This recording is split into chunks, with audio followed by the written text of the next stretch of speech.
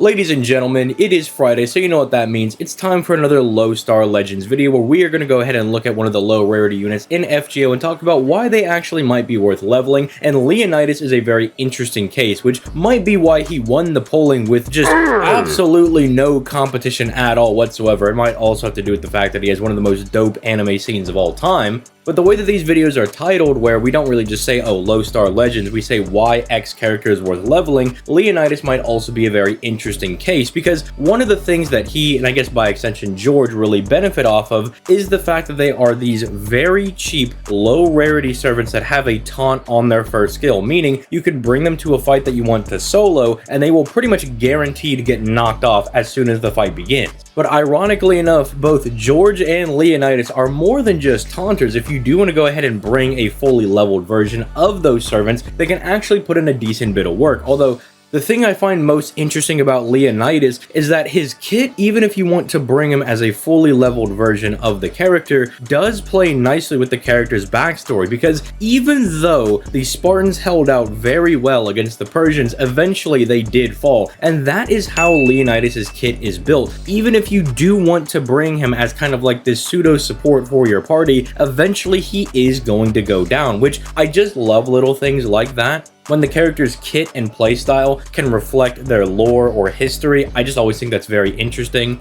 But before we start diving into his kit, if you could leave a like on the video or maybe even subscribe to the channel, as it's absolutely free and helps me out more than you know, that would be greatly appreciated. But let's start diving into the boy's kit, starting off with his hits. And we're actually really not going to focus too much on his hits because he is a year one low rarity servant. And I mean, even outside of him being a low rarity servant, he's just a year one servant. If you go back and look at the year 1 to 2 servants, some of them have really good hits. You could be Gilgamesh, and other people could be like Ushiwakamaru that have a very strong kit, but are still kind of suffering from the low hits they have. You know, you can kind of see that reflection in a lot of these year 1 characters, and Leonidas is definitely not one of the ones that got the best treatment when it comes to his hits, probably because his kit didn't really matter, you know what his hits were really doing. I mean, I'm sure he would have appreciated having like a 4-hit arts card with that 1.07% NP gain, but unfortunately, him and a lot of the other low rarity units did kind of get the short end of the stick when it came to the hits. You know, they were really prioritizing their Gilgameshes, you know, Jack's quick cards, Okita's quick cards, stuff along those lines. But hey, just like Ushiwakamaru, who may not have the best hits, he can make up for it with his skills. Starting off with the first skill, this is the one that everyone is probably the most familiar with. It is the taunt. It taunts all enemies over to himself for 1 turn, meaning everybody has to attack Leonidas if you're unaware of what a taunt means, while also giving him 100%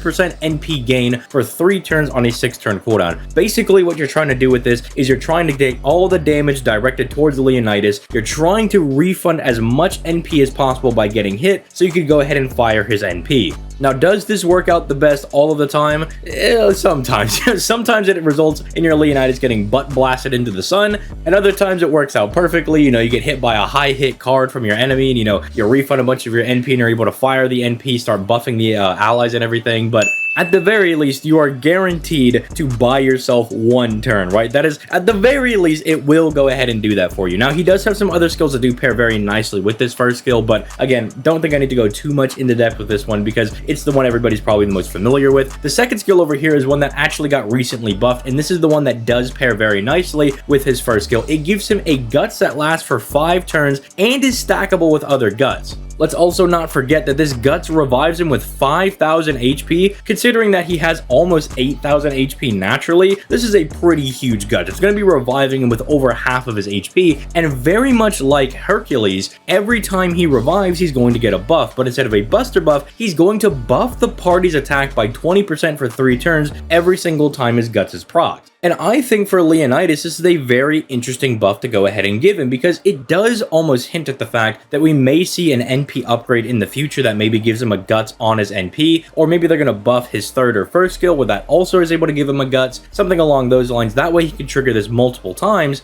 without having to use something like Necromancy, you know, one of these like gag meme CEs. Unfortunately, his own Bond CE does not give him a Guts. It does only buff the entire party's buster performance by 15%, so unfortunately, it's not like a Hercules situation where you got this wombo combo between the Bond CE and one of his skills, but it still is a nice buff, because at the very least, as I said at the beginning, your Leonidas is going to go down at some point during the fight. And so at the very least, when that does happen, you are guaranteed to trade your Leonidas for a 20% party-wide attack buff, which can be very, very nice. And then finally, there's his third skill, and this kind of does pair with that second skill, giving everybody the 20% attack buff, essentially a charisma buff. This is just a free 25% buster buff for the entire party for 3 turns on a 5-turn cooldown, which again isn't the craziest thing on the planet. I do think we will see this get buffed in the future to at least include some type of crit damage buff going to the entire party as well. But again, this does allow Leonidas to kind of be this nice fluid option on your team. You know, he's going to be taking some hits for you.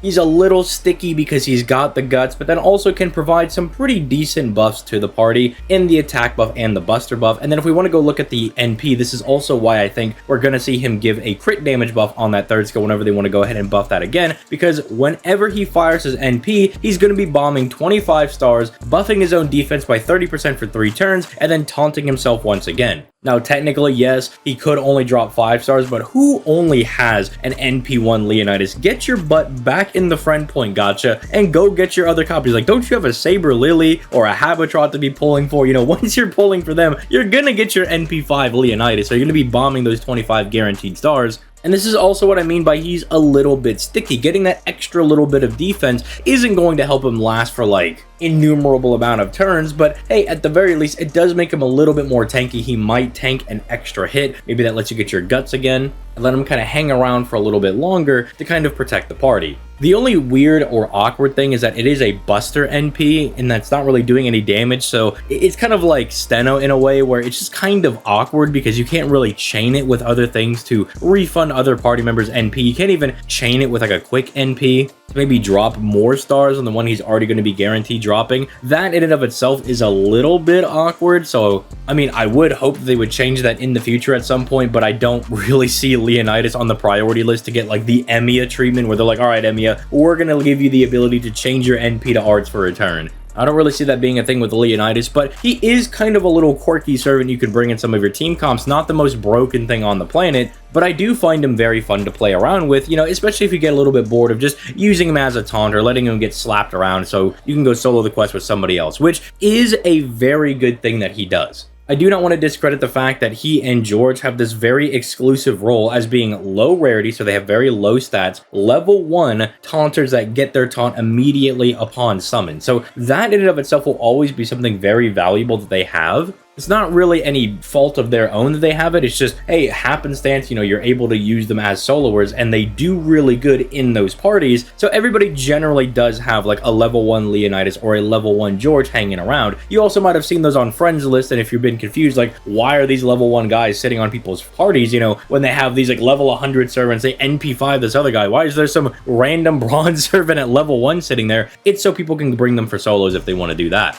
And I mean, overall, he's a 2-star servant, so it's not going to do you any damage to have 1 Leonidas leveled and to have 1 at level 1, especially for things like tower events or some of those challenge quests that are a bit more restrictive. I mean, he is a guy you can bring in there just to, at the very least, buy you a guaranteed turn because he has the taunt and the guts. So even if they absolutely obliterate him, his guts is going to proc, so you're gonna get that guaranteed turn. He's at least very good for that. And then if he does survive, well, you know, here, take a couple of stars and I'm gonna taunt myself again to technically buy you a second turn. Just a nice little utility unit that I think everybody should at least experiment around with. Again, maybe not your cup of tea if you want to play around with him, but I find him really fun to play around with. Maybe the Babylonia scene has something to do with that, right? Which I'm also surprised, why does this guy not have an animation update? Like, he still has this short little gremlin sprite. Very funny that we just got the gremlin Jolter sprite updated over here on the NA side of things very, very early. But we still don't have a Leonidas update. Like, where is my update for this guy? This dude put in the work in the anime